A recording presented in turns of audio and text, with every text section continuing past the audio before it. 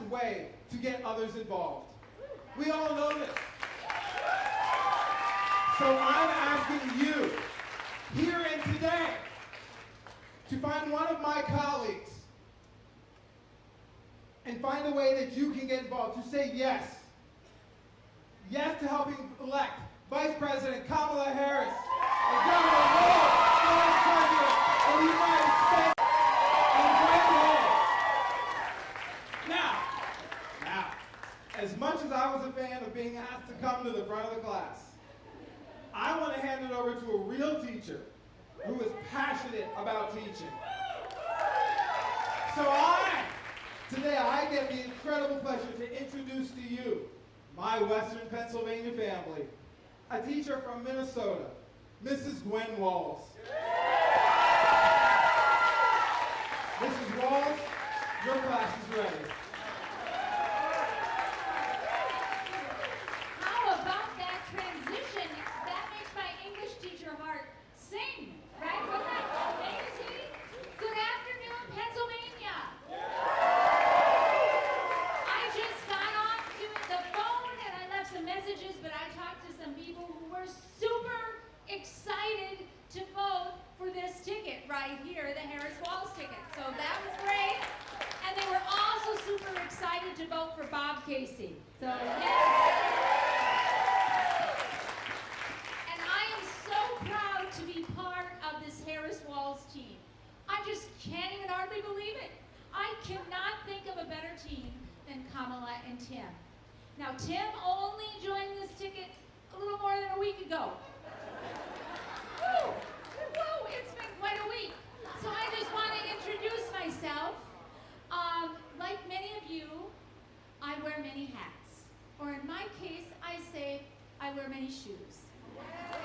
I'm a mom, I'm a sister, I'm a friend. I'm a retired military spouse, and right now, I'm the First Lady of Minnesota, which is a great honor. Thank you. But through all of those things, and for most of my life, I've been a teacher. And that's how Tim and I first met. We were both teaching in Nebraska. He was teaching social studies, I was teaching English. Our students were really invested in how cute they thought this story would be, right? We even shared a classroom. It was the old choir room, and they put a divider right down the middle. His classroom was on one, mine wasn't on the other. Only that little thin divider. And I'm just going to tell you this. His class was a little louder than mine. But there was a lot of energy. And so what I noted right away is that we both shared a belief that every student deserves a chance. Every student, right, deserves a shot to succeed. It's a commitment that I know Vice President Harris shares, and I think Mr. Imhoff does too. So it is this vision that I think Tim and Kamala will fight for every single day in the White House.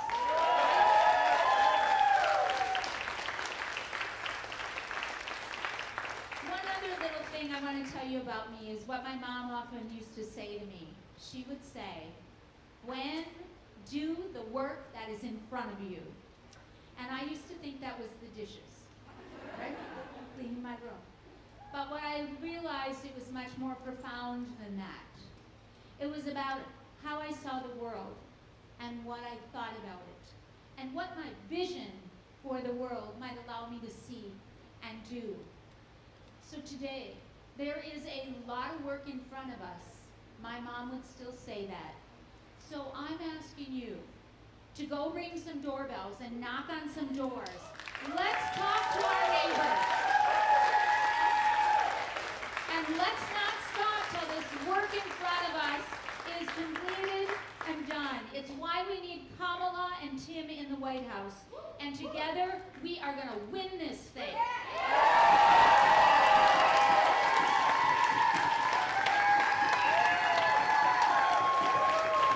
Gosh, I really like Pennsylvania. I think I might want to spend a lot of time there. Now, it's my honor to introduce you to a leader who cares so deeply about our nation's future. He's working so hard to bring this country together around a shared vision of freedom and justice. A world without hate or discrimination. A future, right? A future where all of our kids see themselves and belong. And he's setting such a positive example for my son and for boys and young men all over this country. Really, for all of us. I've only known him a short time, but I am inspired. Friends, will you please welcome my friend and a man who will make a mighty fine First Gentleman of the United States, Doug Emhoff.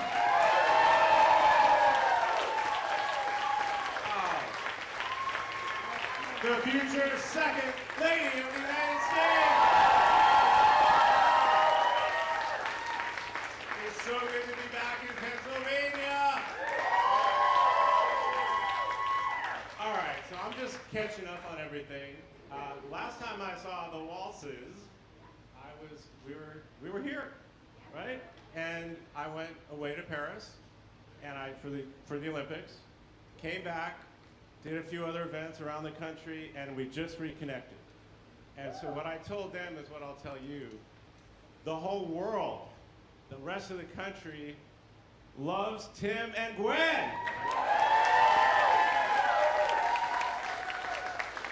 Just to feel the excitement, the enthusiasm about this ticket is just incredible. And just getting to know you both just over this past week or so, I can see what the rest of the country sees. Just they're real, they're authentic, and watching the two of them speak with Gwen and her family behind the camera, just watching you, watch him, and watching your kids, watch their dad up there in awe. It was emotional. So it was really great to reconnect today on the bus. We're gonna have today, and we're gonna have an amazing, amazing week in Chicago, right? And Tim is unbelievable. We bonded almost immediately, but I actually met him when I was traveling to Minnesota, second gentleman, doing an economic tour. And I saw the governor there, and we were talking about how great of a governor he is because the economy is so fantastic in Minnesota. And he's going to bring that same kind of passion when he is the Vice President of the United States. And again, we really bonded. You saw me get up on that stage, and we just hugged it out. A few of my friends texted me, it's like, what's the deal? Like, I've known you for 20 or 30 years. You've never hugged me like that. Well, you've never been a vice presidential candidate before on stage. But we reconnected here, and it was my honor to see Tim see his first full figure cutout, which is in the campaign office. And I said, dude, you made it. You got a cutout. So without further ado, I want to introduce you to the next Vice President of the United States, Tim Walz.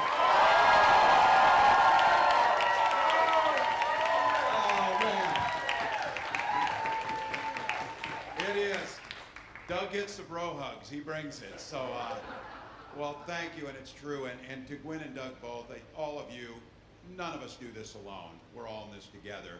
I think this is a room that knows this campaign will be won in rooms just like this all across the country.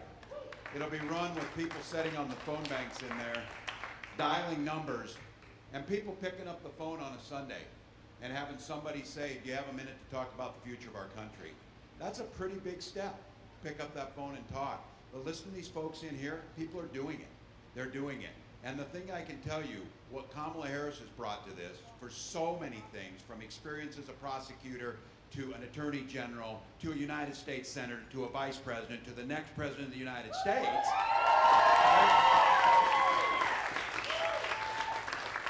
There's that resume, which is out without question.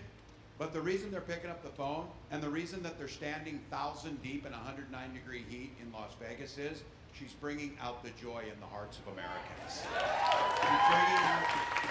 She's bringing out the kindness that ties us together, the decency, the vision of a better tomorrow. And each of these volunteers and the people who put it on, they all said it. They said it is so much better to be for something rather than against something. To be for the future, not going back. That's what people know. And some of us who have less hair and are old enough, can remember when you could go to Thanksgiving, watch a Steelers game with your relatives, and not complain about politics the whole time. Not be on each other's neck. Because you shared a commitment to democracy, a commitment to personal freedom, a commitment to public education, a commitment to infrastructure. We don't call each other names. We don't do it. And we don't use the least fortunate amongst us as punchlines for our jokes because they're our neighbors. They're our neighbors. And so, you're getting an opportunity to see the best side of America. And for the young people here, they maybe haven't seen a campaign like this because of COVID, because of the things that's happening. This is a chance to bring out that joy, turn the page, and look to the future. This idea of going forward. So, Doug is right, he told you. My kids were backstage in awe. He didn't tell you they were probably in awe because they could not believe that I got through that thing and through that speech. That was amazing to them. But I'll tell you what, they have felt part of this family because they can feel the decency radiating off these people. They can see the commitment. They know that children matter. They know that family matters. They know that individuals matter. And this leader knows that it's not any of government's business to be in your health care decisions. Those are your decisions.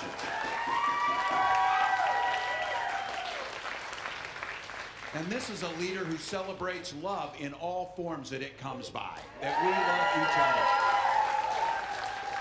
And for the young people, you hear somebody talking about this, we have the right to send our children to school to be free from being shot dead in their classrooms. That's what it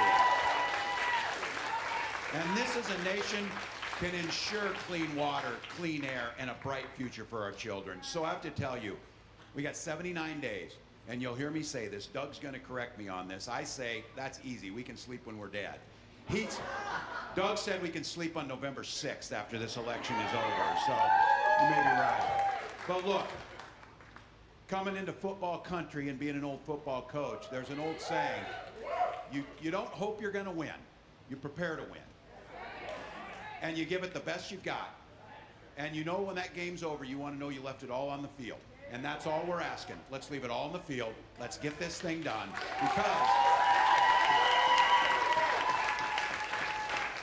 Because when my grandkids and your grandkids asked you about this, because on November 6th, you were there, first time when you got to welcome Madam President of the United States, Kamala Harris.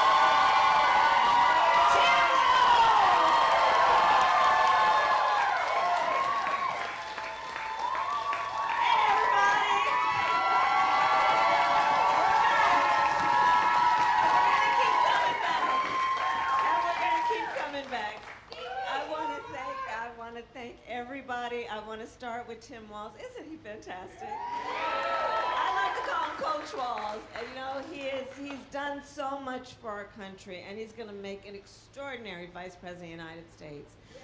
Gwen, I mean, girl, you just killed it. I'm telling you. I mean, you know, there's something, I don't know, my first grade teacher, Mrs. Frances Wilson, attended my law school graduation. I just love teachers. I think anyone who decides to become a teacher, it's one of the greatest gifts that one has that they give. And I thank you, Gwen, for doing all that you have done. Thank you. And my husband is Doug. You are doing so much, and you've been traveling all over our country, and I want to thank you. And you are going to yet again make history as the first gentleman of the United States.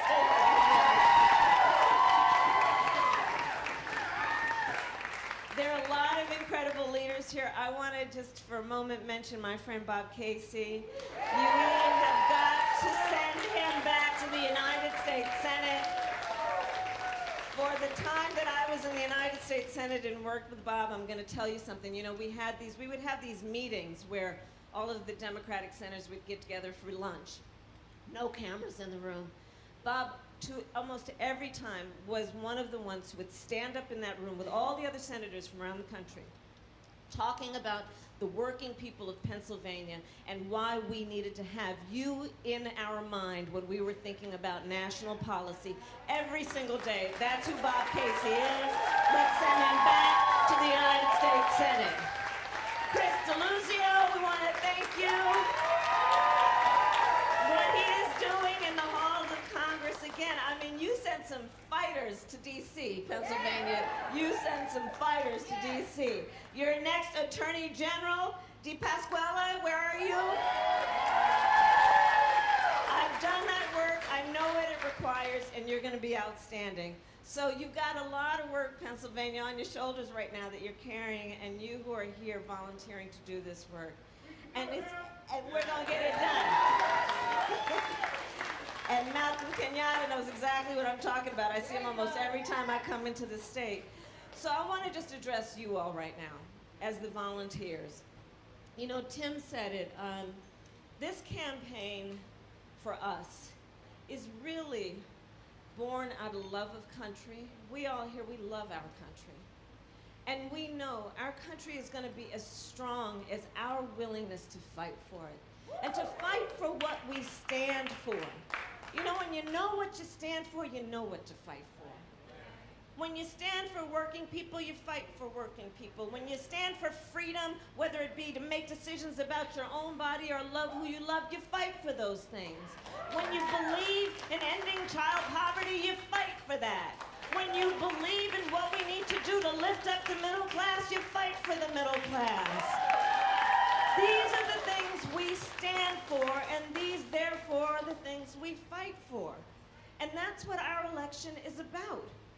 Our election is about understanding the importance of this beautiful country of ours in terms of what we stand for around the globe as a democracy.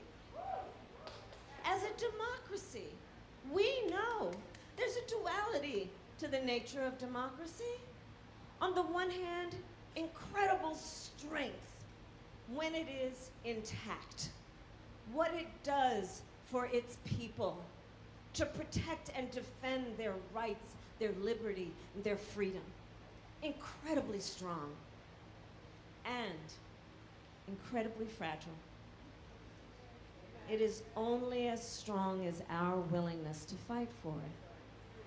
And that's what this campaign is about.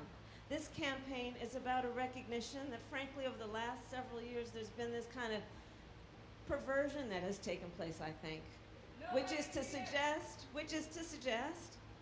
that the measure of the strength of a leader is based on who you beat down, when what we know is the real and true measure of the strength of a leader is based on who you lift up. That's what we see as strength. We know what strength looks like. That's what strength looks like. Anybody who's about beating down other people is a coward. This is what strength looks like.